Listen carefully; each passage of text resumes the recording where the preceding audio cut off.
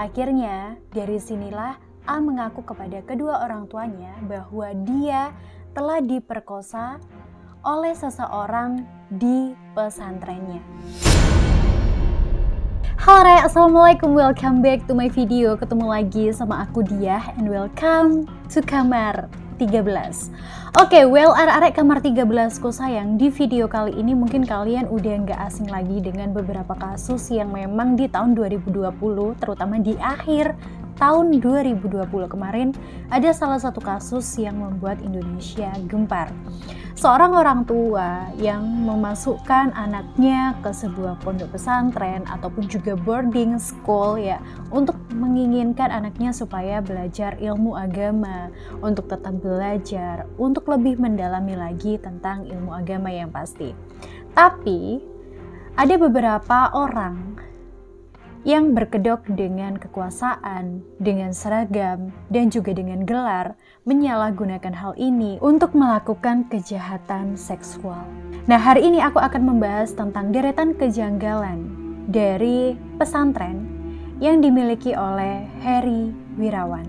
Tapi sebelumnya aku ingatkan lagi untuk kalian, jangan lupa untuk klik dulu tombol like, komen, share ke teman-teman kalian yang lain, dan jangan lupa untuk nyalain lonceng notifikasi kalian biar aku semakin semangat untuk upload video-videoku berikutnya dan tentunya channel ini semakin berkembang. And langsung aja kita mulai ke kasus Heri Wirawan. Check it out.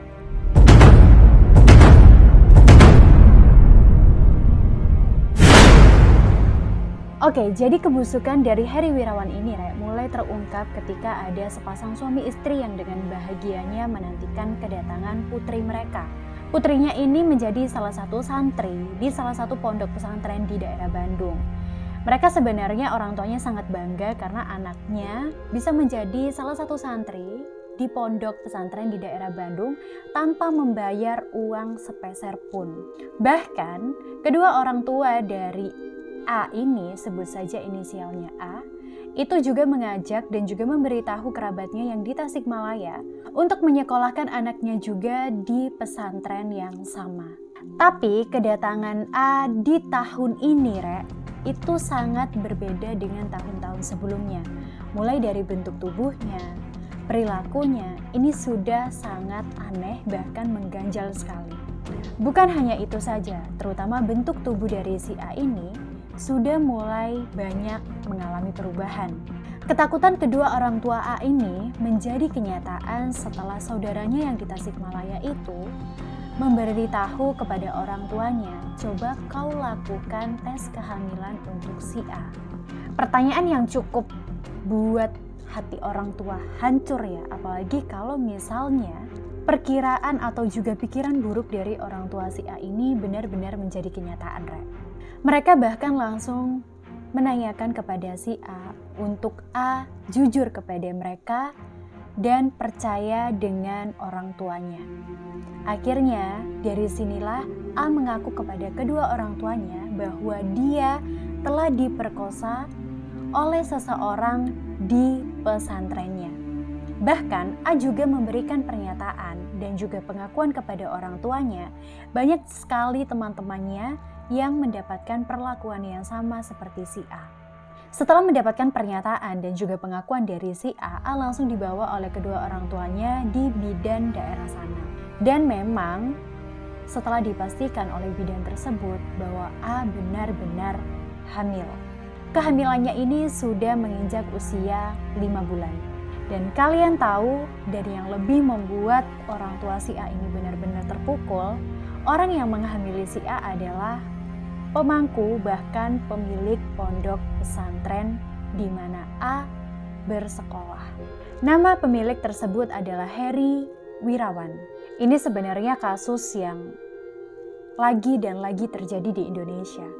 Orang-orang yang memiliki gelar, seragam, berkedok dengan kekuasaannya, lagi-lagi melakukan kejahatan seksual, terutama untuk anak-anak di bawah umur. Banyak dari kalian yang mungkin masih bertanya-tanya, siapa sih itu Heri Wirawan? Jadi, pria berusia 36 tahun ini merupakan pemilik sekaligus pemimpin pesantren Manarul Huda Antapani. Bahkan pria ini juga ternyata menjadi pemimpin di Madani Boarding School di daerah Cibiru, Bandung. Dia juga memiliki rumah tahfidz Al-Ikhlas di Cileunyi di daerah Bandung juga. Setelah dilakukan penyelidikan dan juga jejak digital siapakah itu Heri Wirawan, beliau adalah Ketua Kelompok Kerja Pendidikan Kesetaraan Pondok Pesantren Salafiyah Jawa Barat. Bahkan di dalam hal tersebut juga terpampang wajah Heri Wirawan.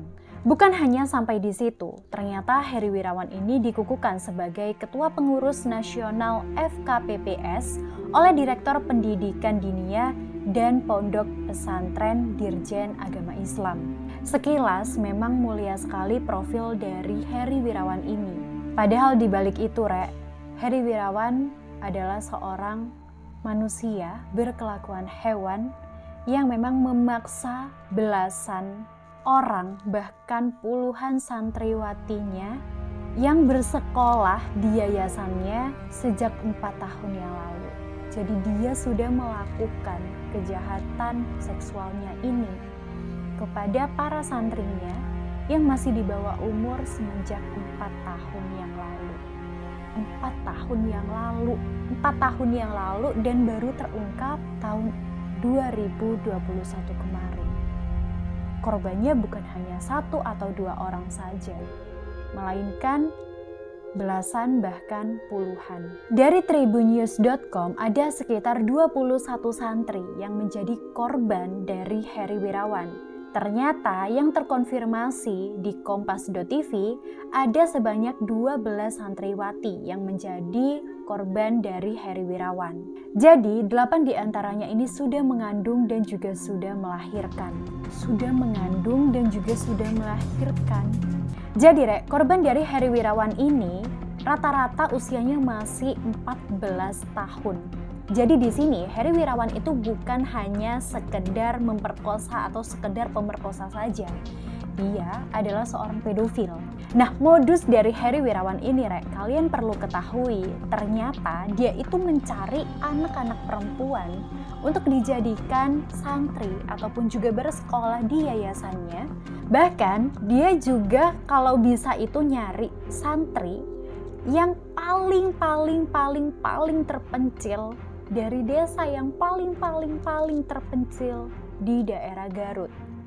Bahkan ada yang rumah santrinya itu, kalian tahu, itu dari kampung Garut untuk ke desanya itu mencapai waktu kurang lebih sekitar 7 jam. Jadi bener-bener di pedalaman banget. Jadi kalau menurut aku di sini, bayanganku ya, itu dia mencari anak-anak yang bener-bener ada di pelosok daerah. Yang pastinya jalannya mungkin cuman setapak, cuman bisa dilewatin sama motor, nggak bisa sama mobil, dan benar-benar anaknya itu masih lugu dan polos banget.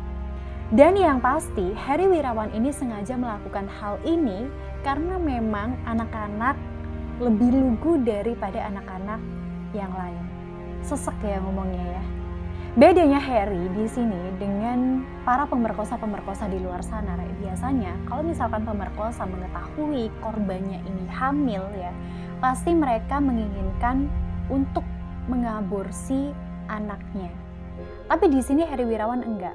Mereka membiarkan para santri-santrinya itu untuk melahirkan anak mereka, dan yang lebih parahnya lagi, mereka ditempatkan di sebuah tempat yang memang tertutup dan juga rahasia, dan juga mengakui bahwa anak-anak itu adalah anak-anak yatim piatu. What the hell? Bahkan kalian tahu ada 9 orang bayi yang sudah lahir dari perbuatan bejat Heri Wirawan ini. Bahkan orang tua Heri Wirawan ini juga merawat bayi-bayinya tadi dan tidak mengetahui bahwa bayi-bayi itu adalah cucu mereka. Jadi alasan kenapa Heri Wirawan ini menamai semua anak-anaknya dari perlakuan ataupun tindakan bejatnya ini anak yatim piatu, karena menurut ahli psikologi forensik yaitu Reza Indagiri Amriel, ada kecurigaan alasan kenapa Harry ini meminta para santriwatinya untuk melahirkan. Jadi, kemungkinan alasannya adalah karena uang. Jadi anak-anak ini akan diakui sebagai anak yatim piatu yang pastinya Harry bisa mendapatkan uang dari beberapa pihak. Yang pasti kalau setahu aku ya, itu banyak banget kayak dana-dana untuk anak-anak yatim piatu seperti Indonesia Pintar. Ada juga BOS yang bisa dia dapatkan dari beberapa pihak pastinya. Dan yang lebih biadabnya di sini, ternyata Harry Wirawan ini menyuruh untuk para santri yang sudah melahirkan untuk tidak melanjutkan kegiatan belajarnya lagi dan merawat para bayinya. Dan ternyata setelah dilakukan pemeriksaan dan juga penyelidikan lebih lanjut ya, Harry Wirawan ini mendapatkan aliran dari dana BOS dan juga banyak sekali bantuan-bantuan ke pesantrennya yang sama sekali tidak jelas perginya ini kemana. Nah di sini yang lebih buat aku sesek lagi ya, kenapa baru terungkap, baru terbongkar selama 4 tahun. Jadi waktu pertama kali orang tua dari si A itu tadi melapor kepada pihak yang berwajib ya, itu malah orang tuanya mendapatkan bulian dari orang tua santri yang lain karena menganggap hal ini adalah fitnah untuk kepemimpin pesantrennya. Nah dari hal ini sendiri yang pasti kalau misalnya santri-santri itu melihat orang tuanya malah membuli keluarga si A tadi itu yang benar-benar ngaku, yang benar-benar membongkar, yang benar-benar sudah mengetahui biadabnya perlakuan dari pemilik pondok pesantren ini, otomatis anak-anaknya yang menjadi korban yang lain ini takut untuk mengadu, takut untuk speak up, takut kalau misalnya mereka malah gak dianggap, dibuang dari keluarganya. Dan banyak sekali resiko-resiko yang mungkin untuk anak seusia mereka 14 tahunan itu sangat takut mengadu kepada orang tuanya kan. Jadi beberapa santriwati di pondok tersebut itu mengaku awalnya mereka itu diminta untuk memijit Harry atau sekedar mengobrol di ruangan. Tapi ternyata Harry di situ akan memperkosa mereka. Dan kalian tahu nggak sih, Harry itu mendoktrin dan juga membisikkan kepada santri-santrinya yang banyak sekali yang hingga detik ini masih belum mengaku dan membuka semua apa yang diomongkan Harry kepada mereka. Tapi yang jelas, salah satu kata-kata rayuan dan juga bujukan dari si Harry Wirawan ini kepada santri dan juga korban-korbannya dengan mengatakan guru itu adalah Salwa Az-Zahra As-Sila, yang artinya adalah harus taat kepada guru. Gurunya bejat kayak gini. Dan meskipun santriwati ini menangis, memberontak, menolak, tapi tetap dong Harry melakukan tindakan biadabnya terhadap para korbannya. Sebelum Harry ini diadukan oleh pihak keluarga ke polisi, Harry Wirawan ini sempat membujuk ataupun juga sempat menyogok keluarga korban, yaitu orang tuanya si A tadi, untuk damai dengan menggunakan uang. Tapi untungnya pihak keluarga ini selalu menolak bujukan dari Harry Wirawan. Pada awalnya kasus ini memang tidak ingin di-up ke publik untuk menjaga perasaan korban dan juga perasaan keluarga korban yang lain, Tapi ya, mengingat ya keluarga korban ini takut kalau misalnya Harry Wirawan ini tetap tidak dipantau, pelaku ini akan terus melakukan tindakan-tindakan biadabnya setelah dia nanti keluar dari penjara. Takutnya lagi kalau misalkan Harry Wirawan ini tidak dikawal ya, tidak dipantau oleh seluruh masyarakat, dia akan bisa dibebaskan atau tidak diberi hukuman sama sekali. Jadi kalau misalnya Harry nanti itu keluar dari penjara, harapannya semua orang tahu siapa Harry Wirawan. Dia tahu perlakuan bejat dari Harry Wirawan ini seperti apa. Jadi jaga-jaga, jangan sampai kejadian seperti ini akan terulang lagi dan lagi untuk semua santri-santrinya. Bahkan Komnas Perempuan juga meminta hukum seberat-beratnya, sampai mereka menginginkan untuk Harry diberi hukuman kebiri. Sedangkan PWNU Jawa Timur meminta hukuman mati atau juga hukuman seumur hidup untuk Harry. Nah ternyata menurut Sekretaris MUI Jawa Barat, pesantren milik Harry ini ya memang pesantren yang kecil yang memang tidak biasa pengelolaan sepenuhnya ada di tangan Harry. Bahkan jumlah guru di pesantrennya ini itu sangat sedikit banget. Bahkan guru-gurunya ini tidak mengikuti silabus ataupun juga kurikulum yang ada. Yang membuat bertanya-tanya di sini, kalau misalnya memang hal ini adalah hal yang benar ya, kenapa Harry bisa dilantik menjadi ketua FKP PPS? Bahkan dia juga dilantik oleh pejabat Kementerian Agama. Ini bisa menjadi tanda tanya yang besar sih.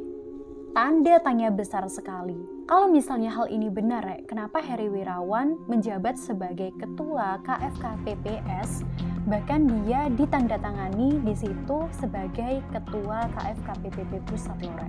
So siapapun itu Harry Wirawan, satu-satunya hal yang bisa kita lakukan dalam hal ini sendiri, kita harus memantau kasus, mengawal kasus Harry Wirawan, jangan sampai dia mendapatkan keringanan sedikit pun dan bisa melakukan hal yang sama kepada korban-korbannya selanjutnya di setiap kesempatan yang ada. Aku yakin semua orang tua yang menyekolahkan anaknya di boarding school, di pondok pesantren, menginginkan anak-anak mereka ini untuk lebih belajar tentang ilmu agama, lebih mendalami lagi tentang ilmu agama, dan berharap anak mereka bisa memahami ilmu agama tanpa diperlakukan dengan kejahatan-kejahatan seksual seperti ini oleh siapapun yang berkedok dengan jabatan, dengan titel, ataupun dengan seragam yang para pemimpinnya pergunakan. So, see you next video ya, Rek. Bye-bye.